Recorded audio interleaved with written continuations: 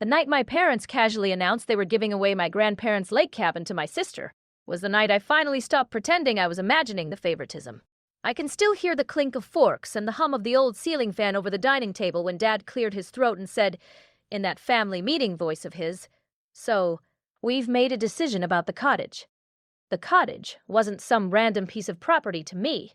It was the tiny cedar-sided place on Lake Avery where I'd learned to swim, where Grandma taught me how to make blueberry pancakes on a crackling old gas stove, where I spent whole summers painting on the dock while dragonflies buzzed around my ankles. To Sarah, it was somewhere she occasionally showed up for a weekend between internships and summer programs and whatever shiny thing she was chasing at the time. So when Dad said, "We've made a decision," my stomach tightened, but I still honestly thought he was going to say something like, "We're finally fixing the roof," or "We're going to start a family fund to keep it up." Instead, he said, "We're transferring the title to Sarah and Bradley." It just makes the most sense. Just like that, he took a bite of roast chicken afterward like he hadn't just split my heart in half and set it neatly on Mom's floral table runner. For a second, I couldn't even process the words. I just stared at him, then at Mom, then at Sarah, who was doing this little shocked but pleased face she does. Bradley, her fiancé, adjusted his glasses and gave a tight, polite smile like someone at a corporate retirement party. I heard my own voice say, way too calmly, "I'm sorry, what?" Mom dabbed the corner of her mouth with her napkin, not meeting my eyes. "Sweetheart, we've talked about this for months. With everything going on and thinking long-term, it's just the most practical solution." There it was, practical. That word that has been used my entire life as code for the thing that benefits Sarah. Marcus, sitting next to me, paused with his fork in midair. I felt his knee brush mine under the table, grounding me. Dad launched into his explanation, leaning back so his chair creaked. "Sarah and Bradley are planning to start a family soon. They need space, stability. They've been pre-approved for the renovation loan already. And, well, you know," his eyes flicked to me, "your situation is a bit more fluid. I'm a freelance graphic designer. Yes, my income bounces up and down. Yes, I rent a one-bedroom above a coffee shop downtown that smells like burnt espresso and cinnamon. But it's mine, and I love it." Before I could respond, Sarah did this little excited gasp. "We already met with an architect," she said, glowing.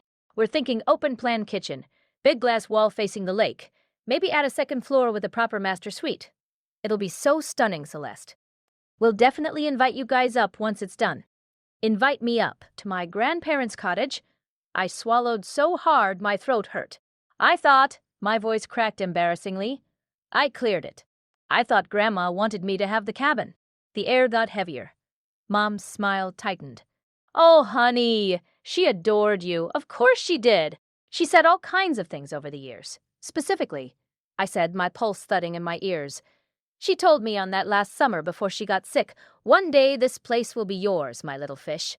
You see it the way I do.'" Dad let out that long-suffering sigh he reserves for when I bring up anything emotional. "Memories get romanticized, Celeste. She also said she wanted us all to share it, remember? Legally, it came to your mother and me, and we have to look at what's best for the family as a whole." "And what's best for the family," I said slowly, "is giving it to Sarah?" "Don't make this into drama," Mom cut in. "This isn't about favorites. It's about responsibility. Look at Sarah's track record." She gestured at my sister like a game show host. "She's a senior account director at Henderson Global, for goodness sake. She's incredibly responsible with money. Her credit score is 812. Sarah chimed in, cheeks pink with pride. "Of course it is," I muttered. Mom went on, oblivious. "She and Bradley have been planning for years. Retirement accounts, investments, a proper plan." Her gaze slid to me and Marcus. "You, on the other hand, are still figuring things out." "Which is fine," she added, with that tone that meant it was anything but fine. "But we can't in good conscience hand over a major asset to someone whose finances are precarious." There it was. I felt heat climb up my neck. I could live with them calling me flaky. I'd heard it my whole life. But the way they were side-glancing at Marcus like he was some stray puppy I'd dragged home, that made something twist hard in my chest. Marcus squeezed my knee under the table, then set down his fork and smiled politely. "If I can just say—" Dad cut him off with a chuckle that didn't reach his eyes. "Now, Marcus, don't take this personally. We like you. You're a nice young man." He said it the way you'd call someone a nice bus driver. We just don't really know what you do, Mom chimed in, with this little laugh like it was an adorable mystery. Every time we ask, it's I work in tech. She mimed air quotes, very vague. My face burned. Because if I was really honest, I didn't know much more than that either. I knew he went on calls with the team, and sometimes had investors to deal with. I knew he traveled a lot, that sometimes he came back exhausted and wired in that way people do when they've been making big decisions. But I'd never pressed for a detailed LinkedIn breakdown, because when I'd asked follow-up questions in the beginning, what kind of tech?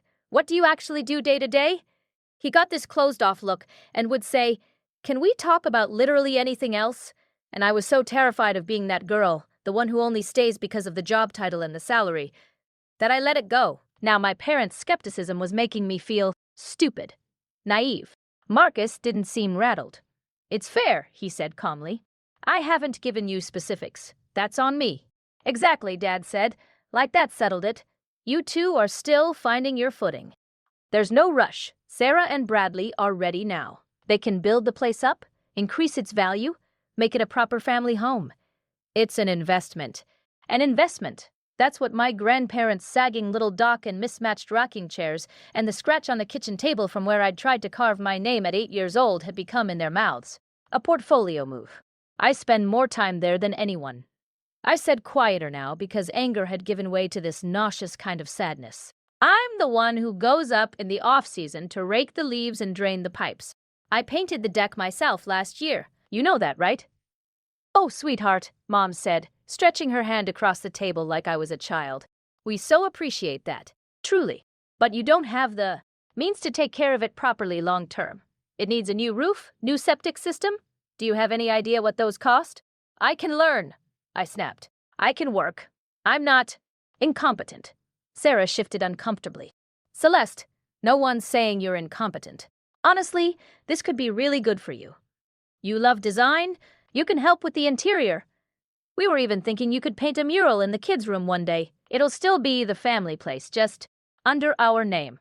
The way she said under our name, like that didn't matter. I stared at her cream blazer, her dainty gold necklace with a tiny S on it, the glittering rock on her finger courtesy of Bradley, who sat stiff and silent as a spreadsheet. I could feel that old, familiar layering in my chest, like sediment. Years of small slights, quiet disappointments, second choices, Sarah getting the new Honda Civic at 16 while I got Dad's rusty pickup with the broken air conditioning. Sarah's full ride to Northwestern with a brand new laptop and fancy luggage while I commuted to Riverside Community College and worked part-time at Target, paying off my own textbooks in installments.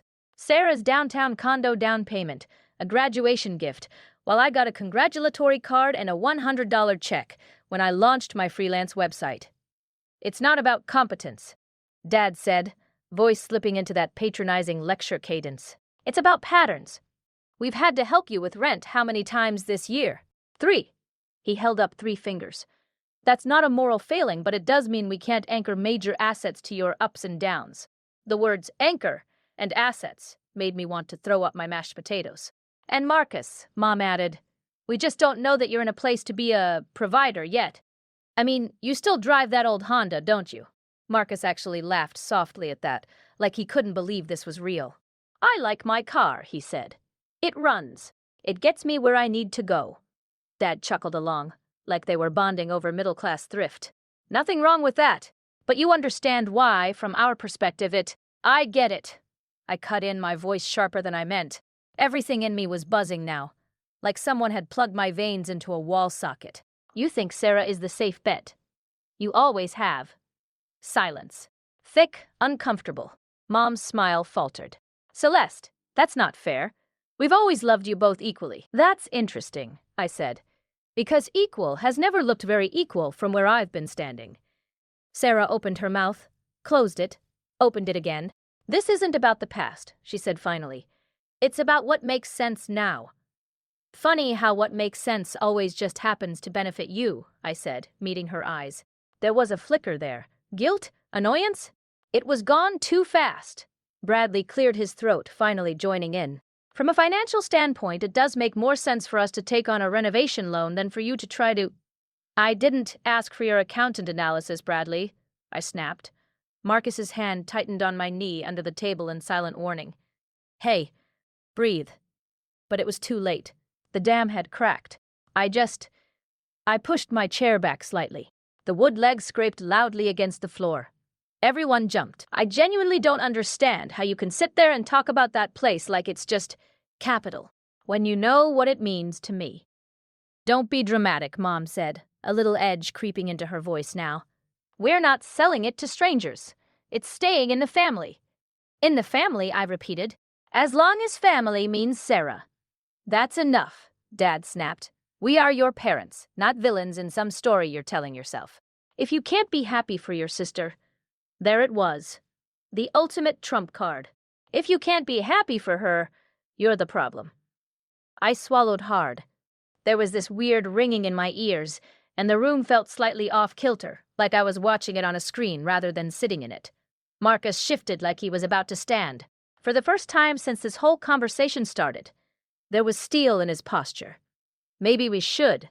No, I said, surprising myself. Actually, I think I've heard enough. I pushed my chair back all the way this time and stood. My legs felt weirdly floaty, like they might give out, but they held. I looked at Sarah's excited, anxious face, at the man she was going to marry, at my parents, who were still half smiling like this was just a rough patch in a perfectly reasonable conversation. Congratulations on your new house, I said, voice shaking. I hope you enjoy ripping my childhood off the walls. Celeste, Mom started. I picked up my purse. I'm going home. Marcus stood too, quietly, without any grand gestures. He just put his hand on my back in that firm, steadying way that says, I'm here. I've got you, even when everything else is spinning. Don't rush off in a temper, Dad said, but his voice sounded smaller now, bluster deflating. Let's talk like adults. I turned back in the doorway. Then maybe you should start treating me like one. The slam of the screen door behind us sounded way too loud. We didn't speak until we were in Marcus's car. Seatbelts clicked, the porch light shrinking in the rearview mirror. The air in the small sedan felt thick with everything unsaid. I stared straight ahead at the quiet suburban street, at the lawns lit by flickering porch lights, at the neighbor's kid's bike lying on the grass. My chest hurt like I'd been running, but my hands were ice cold. Hey, Marcus said softly. You okay? I let out a sound that was half laugh, half sob. I don't even know what that word means right now. He didn't say I'm sorry, the way people do when they feel awkward. He just reached across the center console and laced his fingers with mine, letting me squeeze his hand as hard as I needed. We drove in silence for a few minutes, the only noise the low hum of the engine and the occasional blink of the turn signal. City lights grew closer on the horizon. Finally, I said, Do you think they've always loved her more? Or do I just keep a mental ledger of every slight because I'm bitter? Marcus was quiet long enough that I wondered if I'd made it weird. Then he said, I think they love you. And I think they also have some really messed up ideas about what makes a person worthy. Worthy. The word landed in my chest like a small, dense stone. I stared at our joined hands. My nails were biting into his knuckles. I loosened my grip. You heard what they said about you, I said quietly. About providing. About not knowing what you do. I heard, he said. No defensiveness, no shame. Just this calm observation, like we were talking about the weather. You never tell them, I said. Or anyone, really, unless you have to. And I always told myself I respected that. That you had your reasons.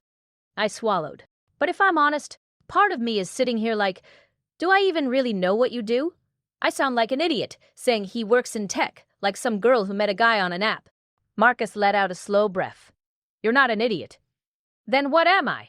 I asked. Because my parents just basically called me irresponsible to my face and implied you're not good enough. And I didn't even have anything concrete to throw back at them except, he's nice. He pulled into the parking lot of my building but didn't shut off the engine yet. The dashboard cast this soft blue glow over his face. He turned to me fully, one arm resting on the back of my seat. Okay, he said quietly. I think it's time I fill in some blanks. For you, not for them. My heart stuttered. What do you mean?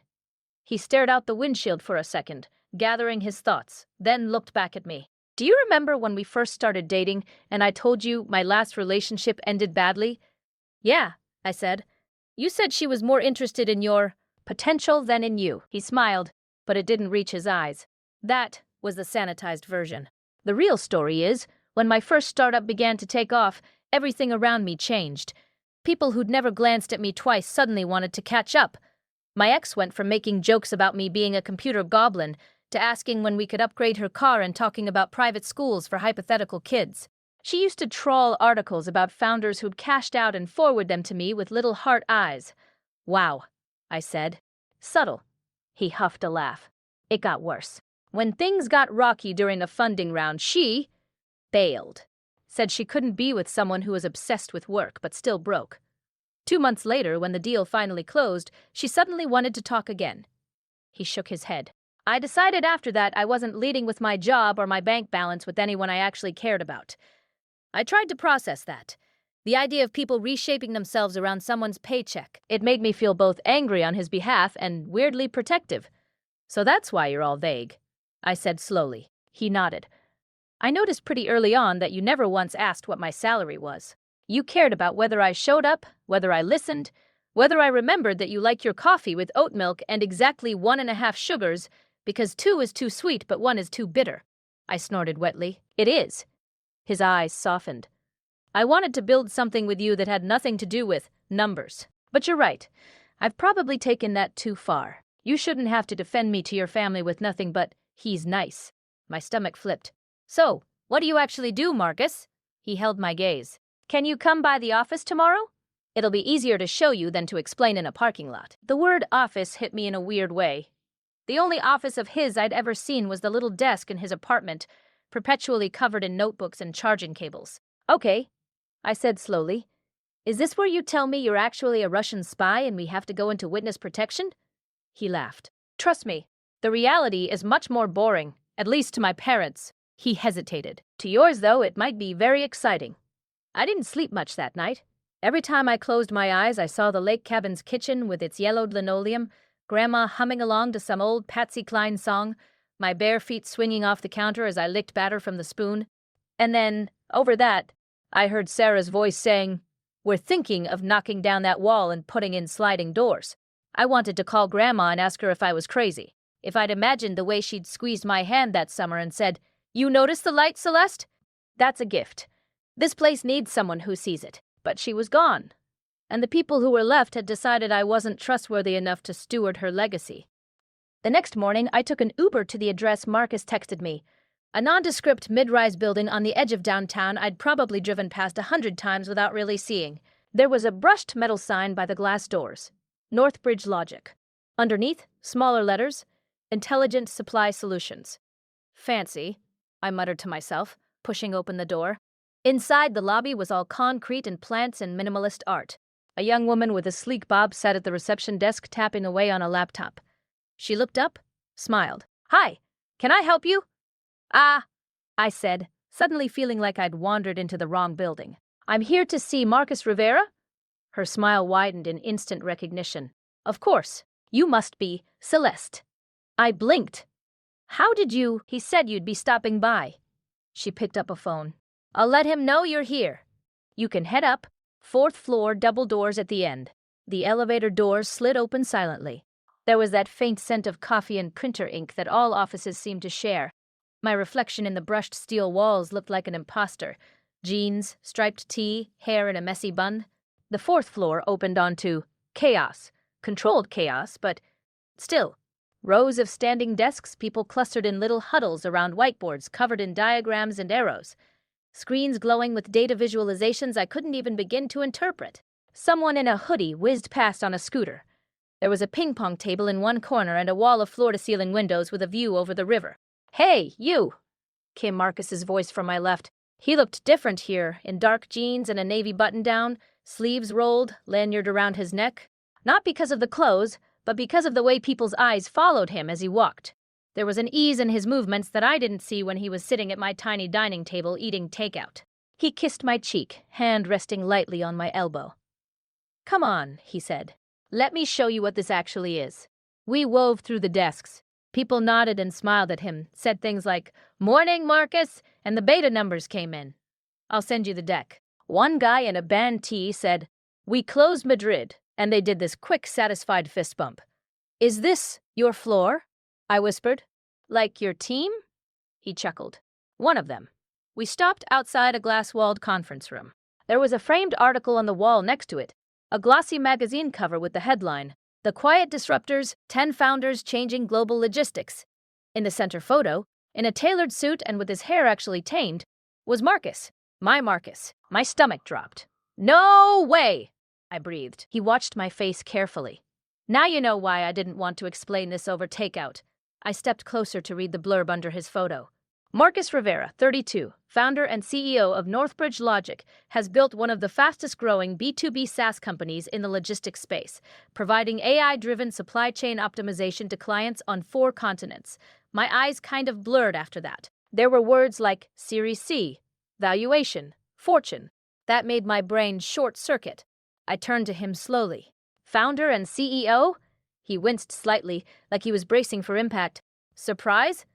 I just stared for a second, trying to reconcile the guy who falls asleep halfway through Netflix documentaries with the guy standing in a glass office overlooking a floor of people clearly waiting for him to make decisions. "So, when you say, 'I work in tech,'" I said faintly, "what you actually mean is, 'I run this'?" I gestured weakly at the controlled chaos outside. "Pretty much," he said. "I started it in my garage 8 years ago. It got bigger than I expected." My brain scrambled through memories. The nights he'd stayed up until 2 a.m. on calls with Europe, the way he always tipped 25% at restaurants without blinking, the time he'd Venmo'd me half my rent with a breezy, "My bonus was stupid. Let me help." "You own all this?" I asked. "Not all," he said. "We have investors. A board. I own a decent chunk." He watched me. "Are you mad?" I exhaled in a long rush, tension I didn't even realize I was holding unwinding. "I'm overwhelmed," I said. "Like I just found out my boyfriend is Batman." He laughed, some of the tightness leaving his shoulders. "I promise I have fewer gadgets." I sank into one of the chairs by the glass wall. My legs felt weirdly shaky. "Why didn't you tell me? Like, not the Forbes cover story version, but any version?" He slid into the chair across from me. "Because I liked being Marcus, the guy who makes bad dad jokes and burns toast. Not Marcus, that founder guy I liked that the first thing you said about me to your friends was he's kind and not he's loaded." I chewed my lip. "I mean, I probably would have also said loaded, let's be honest." He grinned. Then his face sobered. "And because I didn't want what happened last night to happen sooner. I've seen what money does to people. It turns every interaction into a calculation. I wanted at least part of my life to be free of that. I thought about my parents, about the way their faces had shifted when they talked about responsibility and assets. I thought about how they dismissed him so easily as nice but not a provider. "Okay," I said finally. "I get it. I don't love that I had to find out like I was reading about a stranger, but I get it." He reached across the table and took my hand. "I want you to know something important, though. Last night, even if I'd stood up and waved that article in their faces, it wouldn't have changed what they did. They didn't give Sarah the cabin because they thought I couldn't afford to fix the roof. They gave it to her because, in their minds, she's the success story. The responsible one. The one who fits the narrative they've built." His words hit something raw and true inside me. "They've written a story where you're always the risk," he said gently. "The one who might need saving. That's not about your bank balance. That's about their own unresolved crap." I blinked hard. "Yeah, well," I said, voice thick. "Their unresolved crap just stole my lake house." He squeezed my hand. "Only if you let them also steal your power." You guys, that sentence lodged itself in my brain like a little seed. At the time, I kind of rolled my eyes internally.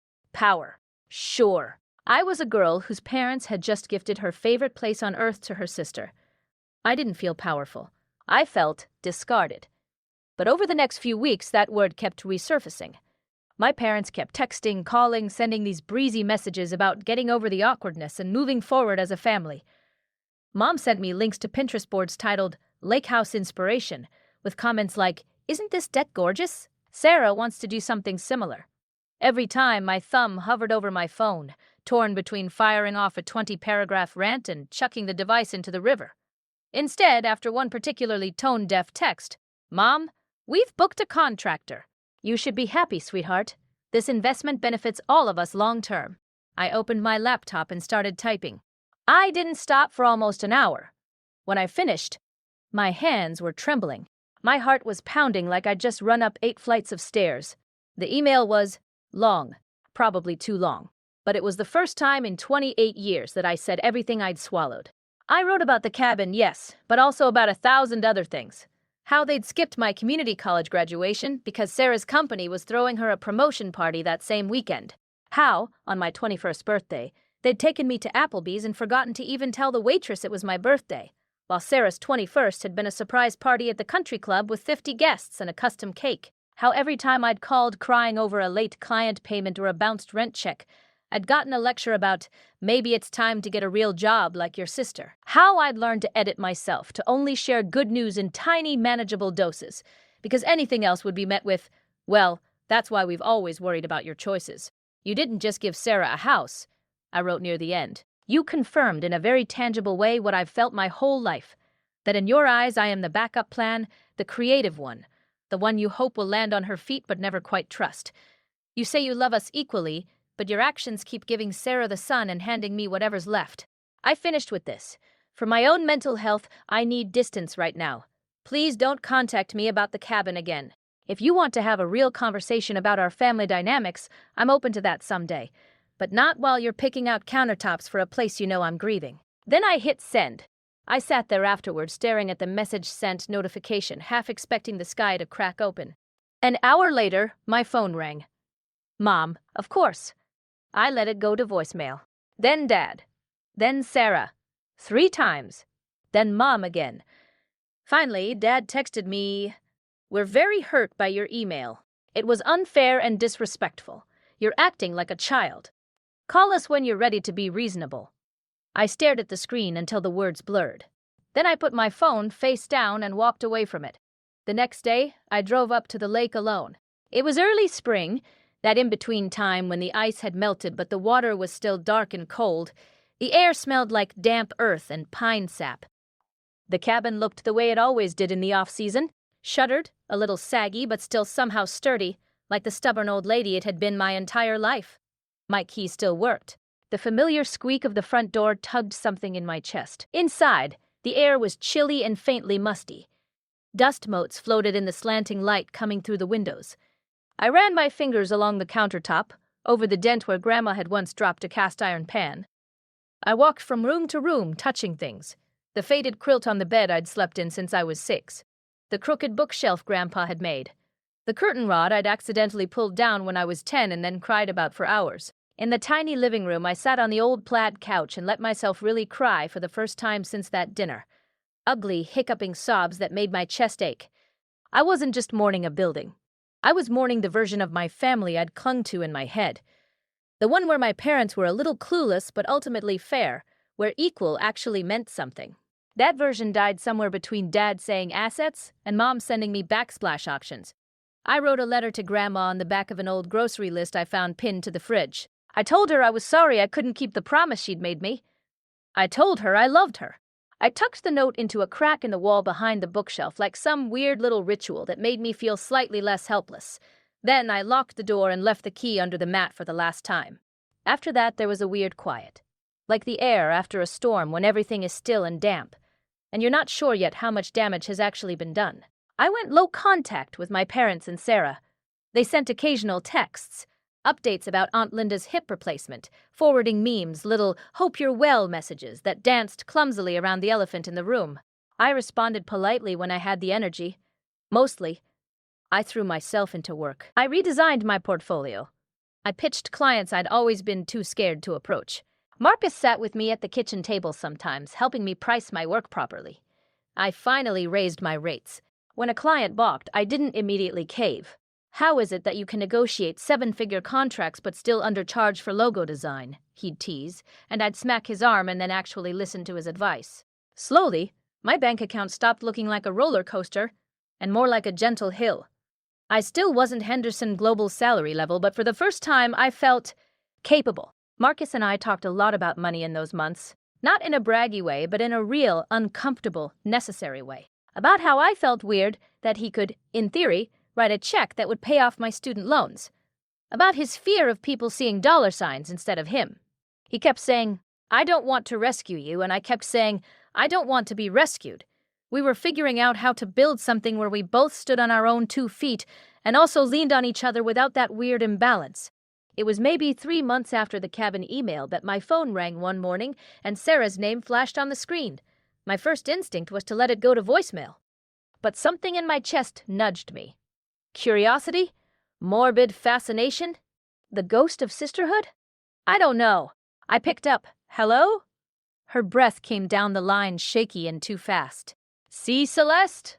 My stomach dropped. I'd heard my sister cry before, of course, but usually it was controlled, strategic crying, the kind that appears at exactly the moment it will be most persuasive.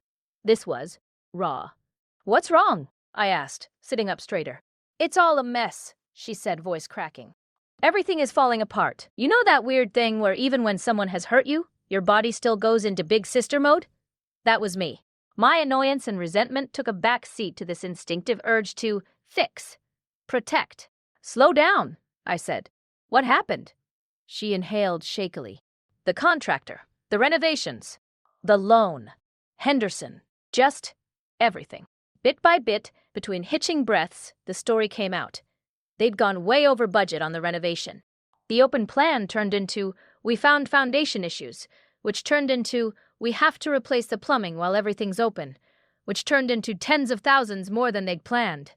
The bank was breathing down their necks. On top of that, Henderson Global had just lost a major client after a PR disaster involving a sustainability claim that turned out to be exaggerated. As senior account director for that division, Sarah had been pulled into a string of very tense meetings with legal and HR.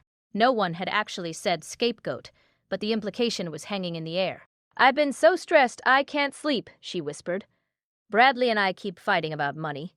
Mom and Dad are freaking out because the cabin was part of their retirement plan, and now everything's tied up in loans, and if Henderson lets me go—" Her voice broke entirely then.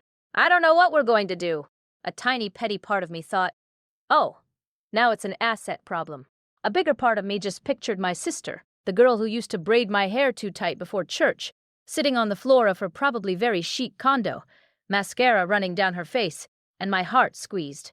"I'm sorry," I said, and meant it. "I know you are," she said.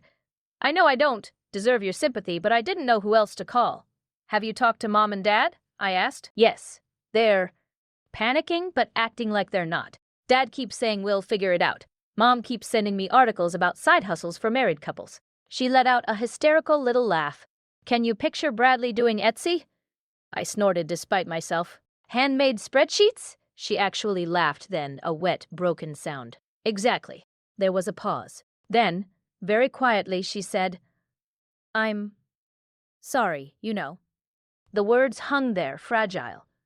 "For what?" I asked carefully. "For the cabin. For not standing up for you." Her voice wobbled. "For like our entire childhood, probably." I swallowed hard. It wasn't the perfectly packaged apology I'd scripted in my head 100 times, but it was real, unfiltered. "I appreciate that," I said. "I do." Silence again. "I was hoping," she said, and I could hear the gear shift in her voice, the move from remorse to request. "I was hoping maybe Marcus might have advice, or know someone. Henderson is talking about bringing in external consultants to audit our communications policies after the PR thing. If his company ever works with us or—" She trailed off, sounding suddenly very small. "I don't know. I just thought maybe he'd know something that could help." Ah, there it was. The other shoe. She knew. Of course she did. In our social circle, news travels faster than a rumor in a high school hallway. Once Northbridge Logic had been on the local business news for landing some massive international contract, people connected dots. "So you've heard," I said slowly, "that your boyfriend is some sort of operations genius," she said. "Yeah. It's kind of all anyone at Henderson talks about in tech circles this month." I rubbed my forehead. "Look, Sarah, I'll tell him what's going on, but I need you to understand something." "What?" "I'm not a bridge you get to run across only when you're in trouble," I said, trying to keep my voice gentle but firm. "I love you. I don't want you to drown. But I also can't pretend the past didn't happen." She was quiet for a long beat. "I know," she said finally. "I know I royally screwed up. I'm trying to fix what I can. After we hung up, I found Marcus in the kitchen, stirring something on the stove. smelling like garlic and onions and whatever magic he does when he just throws things together. He glanced up, read my face in 1 second. Sarah? Yeah. I sank onto a stool. She's in trouble. I told him everything. He listened, brow furrowing slightly, spoon still in hand. When I got to the part where she asked if he knew anyone at Henderson, he snorted softly. Yeah, their COO. We're negotiating a pilot project with them right now. Of course. Of course, the universe would make my sister's professional crisis intersect with my boyfriend's world. What do we do? I asked. He leaned against the counter, thinking. What do you want to do? That question again? What do I want? Not what's easiest, not what will make your parents stop being mad, but what do I want? Part of me wanted to say, let them stew.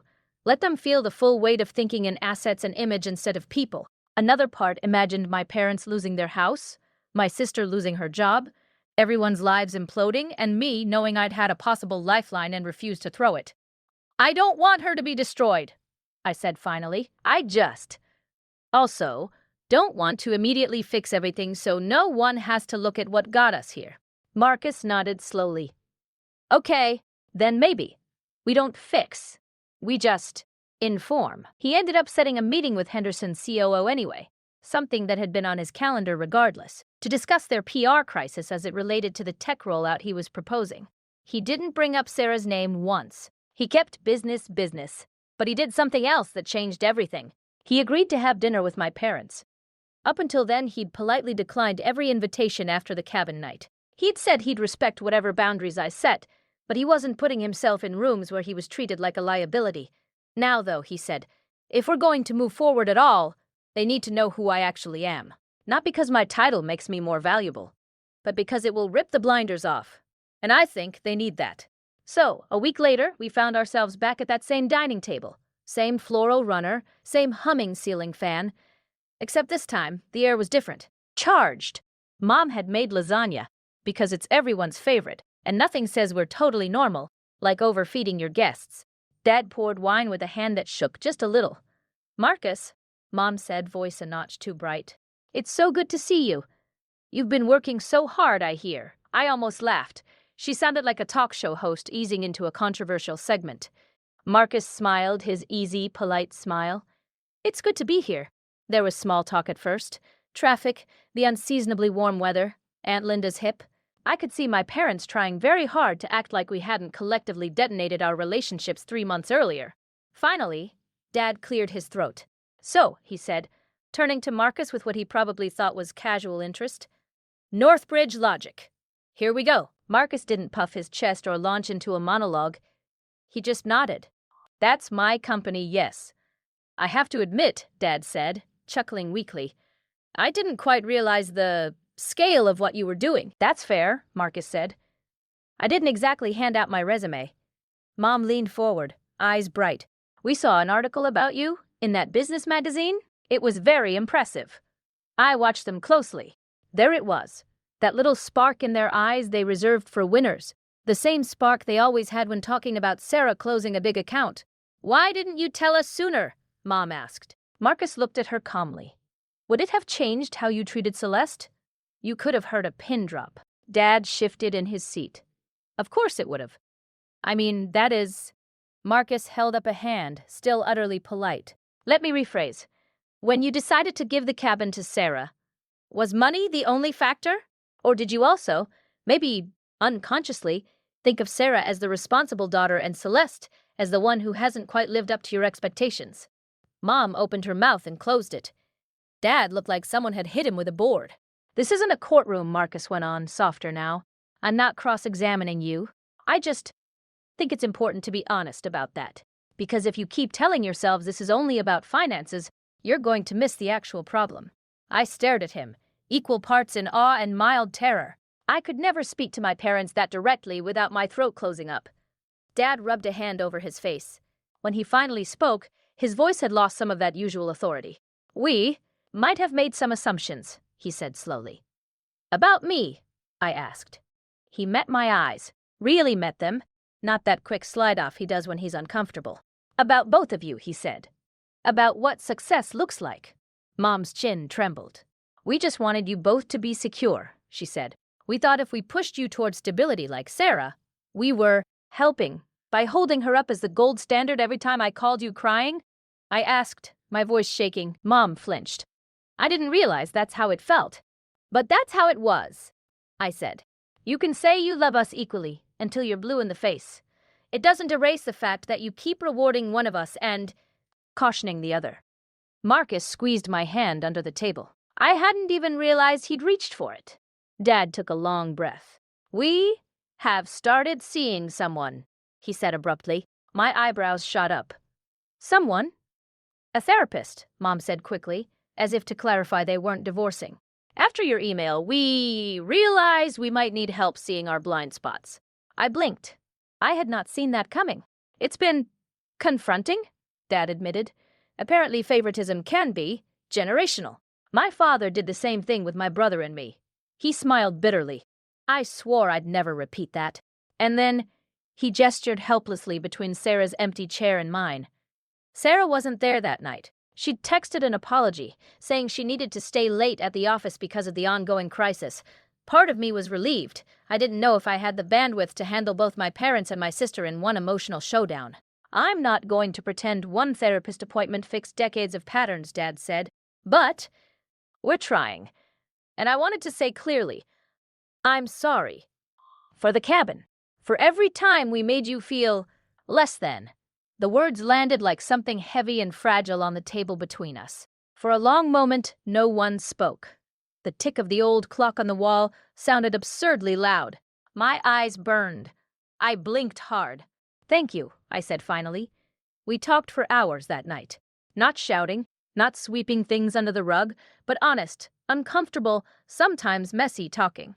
About childhood stuff. About the way they'd leaned on Sarah to fulfill their own ambitions and overcorrected with me by treating my dreams as cute hobbies. Marcus jumped in every so often, not as some white knight savior, but as this calm outside voice, gently pointing out things we couldn't see because we were inside them. When we left, Mom hugged me tighter than she had in years and whispered, "We can't undo what we did, but we want to do better." I believed her. Not fully yet. Trust isn't a light switch, but a tiny crack of something had opened up. Change, though, is rarely a straight line. Over the next 6 months, there were good moments. Mom calling just to ask about my latest project, without segueing into, "Your sister just got another promotion." Dad coming to an art fair where I was selling prints and actually buying 3, not on discount. There were also backslides. Mom emailing me a budget template she'd found online when I mentioned a slow month. Dad joking at a barbecue about me being the starving artist, while Sarah laughed a little too hard. I had to learn to say, "That hurts," in the moment instead of stewing for 3 days. They had to learn to actually hear it instead of waving it off. Meanwhile, the cabin renovations turned into the financial sinkhole everyone over 50 on Facebook warns you about. Prices kept going up. Materials were delayed. The contractor discovered more unexpected structural issues. Every phone call with Sarah sounded more strained, more brittle. Then, in what I can only describe as karmic irony, the lake flooded. A freak storm rolled through in late autumn, dumping so much rain in 48 hours that the water level rose 3 feet. The half-finished cabin walls open, foundation exposed, took a beating. The brand-new windows they'd just installed, shattered by flying debris. The fancy hardwood floors, warped. Insurance covered some of it, but not all. Sarah called me from the site, her voice echoing weirdly through my phone as if I could hear the gutted space around her. "We can't keep up," she said, sounding exhausted down to her bones. "The bank's tightening because the project's behind. Henderson is still in chaos, so my bonus is probably gone this year. Bradley's uncle's firm is struggling, so they cut his hours. Mom and Dad offered to dip into their retirement, and I wanted to crawl into the ground." I sat on our couch, looking at Marcus across the room. His brows knit in concern as he listened to my side of the call. "Have you considered selling?" I asked gently. There was a long, ragged breath. "Bradley brought that up," she said. I burst into tears. "I feel like if we let it go now, we've wrecked it for nothing. Like, we ripped it away from you and ruined it and have nothing to show for it." My throat tightened. I hadn't said that out loud, but yeah, that's exactly what it had felt like from my side. "What did Mom and Dad say?" I asked. "They're surprisingly pragmatic now," she said. "Therapy, I guess." There was a tiny, sad laugh. "They said the cabin is just wood and plaster. That they'd rather we all be solvent and speaking than stubborn and bankrupt." I twisted a loose thread on the couch cushion. "And what do you want?" Silence. Then, very quietly, I want to stop feeling like my entire life is a performance. That answer startled me. I have always felt like I'm on a stage, she went on, her voice small. At school, at work, at home. Like if I'm not the golden child, I disappear. So I keep building these big, impressive things. The Northwestern degree, the Henderson job, the Dream Lake house. And inside, I'm so tired, Celeste. Tears pricked my eyes. I'd been so focused on my own wounds that I hadn't really seen the weight she was carrying on her perfect pedestal. I'm sorry, she said again, for the 100th time. I know sorry doesn't fix it, but I am. Me too, I said, meaning it in a broader way than just me too, I'm sorry you're stressed. Sorry for the years I'd written her off as simply the enemy instead of also a victim of the family script. After we hung up, Marcus sat down beside me. You okay? I nodded slowly. I think so. I just didn't realize how much pressure she was under, too.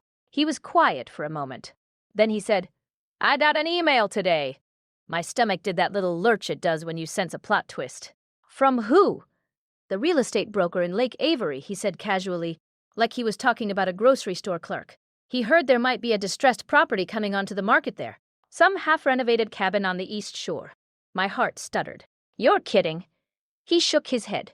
He asked if I knew anyone who might be interested in picking up a project given I'd told him months ago that you loved that lake. He met my eyes. So I told him, maybe. Time kind of slowed down. Marcus, I whispered. Before you say anything, he said, this is not me swooping in with a cape. I'm not buying you a toy to make you feel better. But if they decide to sell, someone is going to end up owning that cabin. Strangers. A developer. Someone who thinks it's a teardown for a McMansion. If you want to be that someone instead, we can talk about what that would look like. I thought about standing in that kitchen as a kid, barefoot on the linoleum, stirring batter. I thought about standing there months ago, writing a goodbye note to Grandma behind the bookshelf. What would it look like? I asked, my voice barely above a whisper. It would look like us going to the bank together, he said. Running numbers, seeing if we can make it work as something sustainable. Maybe an artist retreat that pays for itself. Maybe a rental property with space for your studio. I wouldn't buy it unless you were my partner in it, not my dependent. My throat closed up. You'd do that? After everything? After knowing how much drama this place has caused. He smiled, that soft, lopsided one that still makes my stomach flip. Celeste, I'd do a lot for the chance to see you standing on that dock painting again. In the end, it wasn't as dramatic as you might imagine. No auctions, no bidding wars. Sarah and Bradley listed the property with a local agent. The listing photos were weird. Half-stripped walls, a gleaming new kitchen island sitting incongruously in a sea of exposed studs. The price was lower than it would have been if the place were finished, but still steep. Marcus and I ran the math. With his resources and my slowly growing savings, we could swing it if we treated it as an investment with a plan, not a vanity purchase. We met with a lawyer, drew up paperwork that made it clear it would be ours, not some pseudo-family trust. We hired our own inspector who gave us the brutal truth about what needed doing. Then came the part I'd been dreading and weirdly also craving, telling my family we were making an offer. We did it at yet another dinner, but this time at a neutral restaurant downtown. Less ghosts that way. Sarah looked thinner, dark circles under her eyes, but there was a strange calm around her now, like someone who's finally decided which exit to take after circling the roundabout 12 times. Bradley sat very straight, hands folded like he was in front of a loan officer. Mom and Dad were already there when we arrived, which used to be a sign of them controlling the situation, but now felt more like them wanting to show up. After the initial awkward hellos and drink orders, Marcus cleared his throat. So, he said, we have some news. Dad tensed slightly, probably imagining engagements or pregnancies. Mom's eyes flicked to my left hand. It's about the cabin, I said, before their imaginations could spiral. Sarah's jaw tightened. We're putting it on the market next week, she said quickly, like she wanted to get ahead of it.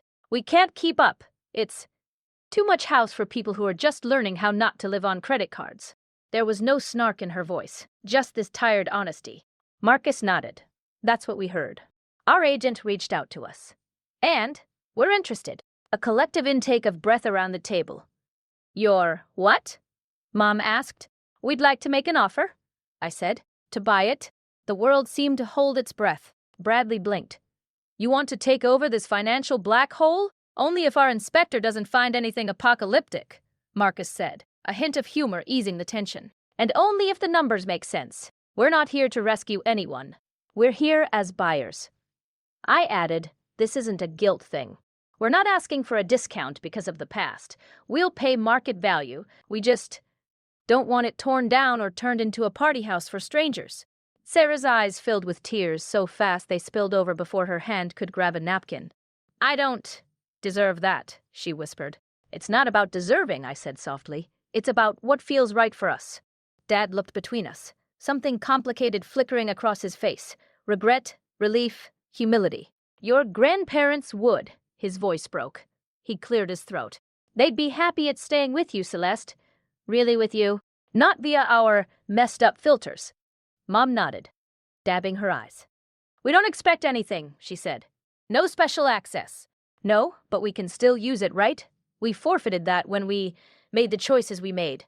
But I am very grateful you're even considering it. In that moment, something in me loosened I didn't even realize had been clenched for years. We negotiated like adults. There were inspections, counteroffers, adjustments when the inspector discovered some additional water damage from the flood. We signed more paperwork than I ever thought possible. And then, one crisp blue sky morning, we went to a bland little office with gray carpet and fluorescent lights, signed the final documents, and walked out with a folder that said in black and white that the cabin I'd mourned was now ours. Ours. Standing on that dock the first evening after we got the keys, the water a sheet of glass reflecting the pink streaks of sunset, I actually laughed out loud. How does it feel? Marcus asked, slipping an arm around my waist. Surreal? I said. Like I'm cheating somehow. Like I lost and then secretly still won. He kissed my temple. You didn't win because of money, he said quietly. You won because you finally stopped playing by their rules. We rebuilt the cabin slowly, intentionally. Not into some glossy magazine spread, but into a place that felt like Grandma, and like me, and like the future at the same time. We kept the original footprint. We sanded the old floors instead of replacing them. We preserved the scratch on the kitchen table and the crooked bookshelf. I painted the deck again myself, music blasting, Marcus dancing like an idiot with the roller. We did add some new things, proper insulation so we could use it year-round. A little sunroom that became my studio. Walls lined with my paintings of the lake in every mood. Reliable plumbing because I am not romantic enough to glamorize septic disasters. We turned the smallest bedroom into a little guest room that, over time, saw friends, cousins, and eventually a tiny crib when our son Jude arrived a couple years later. Yeah, plot twist. Somewhere between contractors and paint swatches and late-night marshmallow roasting, Marcus and I decided to get married. We didn't do a big blowout wedding, ironically. After all the drama of other people's dreams, we chose a small ceremony under the oak tree by the cabin, with just immediate family and a handful of close friends. My dress was simple. Marcus wore a navy suit he already owned. My dad, eyes suspiciously shiny, walked me down a path strewn with wildflowers I'd picked that morning. The real extravagant thing wasn't the decor. It was the fact that when Dad reached the little ark we'd decorated with eucalyptus and handed my hand to Marcus, he whispered, "I'm so proud of you, kiddo." And I believed him. Sarah stood next to me holding my bouquet while I said my vows.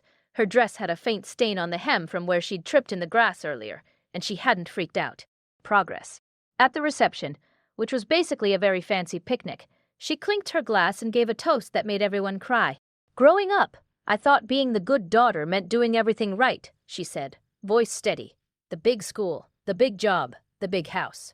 I thought if I actually admitted that I was jealous of my little sister's courage to choose a different path, I'd lose my spot on the pedestal. She looked at me. I did lose something. Thank God. Because now I get to have an actual sister instead. We both ugly cried. Fast forward 2 years. We're sitting on the same screened porch Grandma used to drink her coffee on, except now there's a high chair wedged between the old rocking chairs and a pile of colorful plastic cups where her ceramic mugs used to be.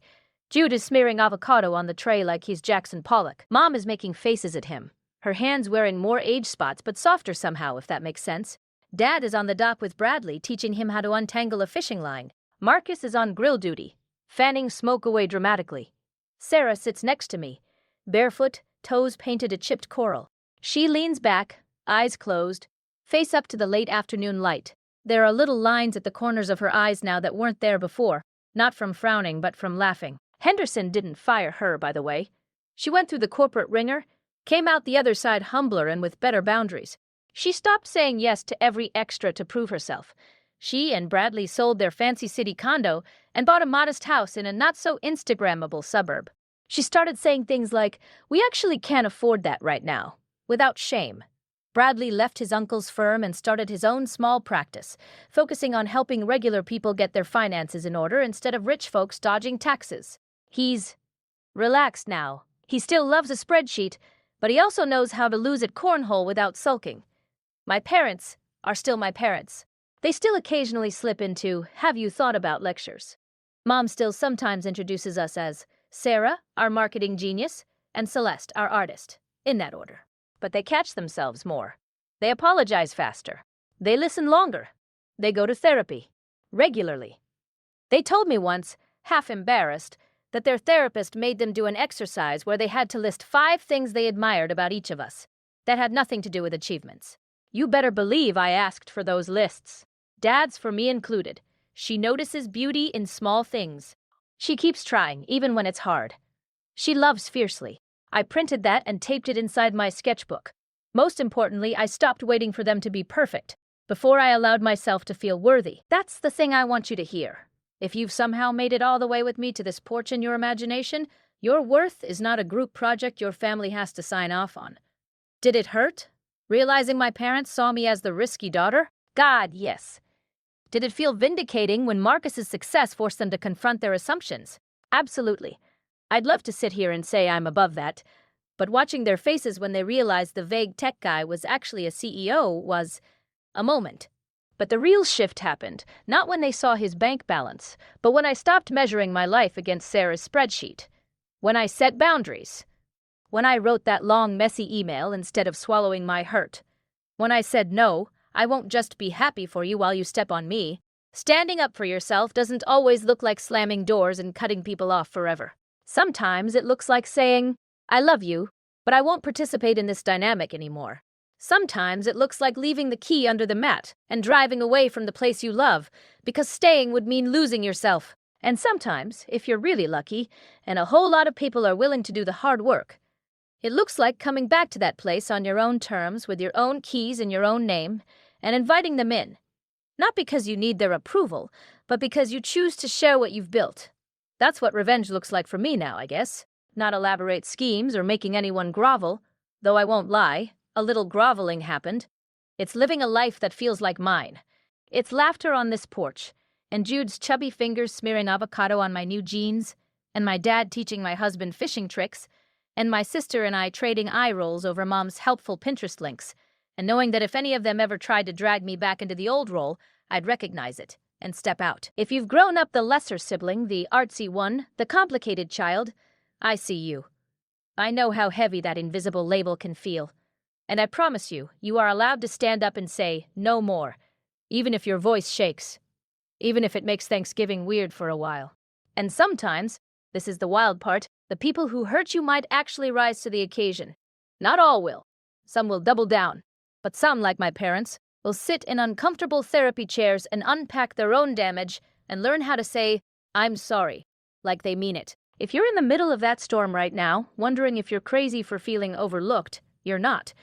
And if this story hit a nerve for you, if you saw yourself in any part of my messy journey from backup daughter to someone who knows her own value, I'd really love to hear your story. Drop it in the comments.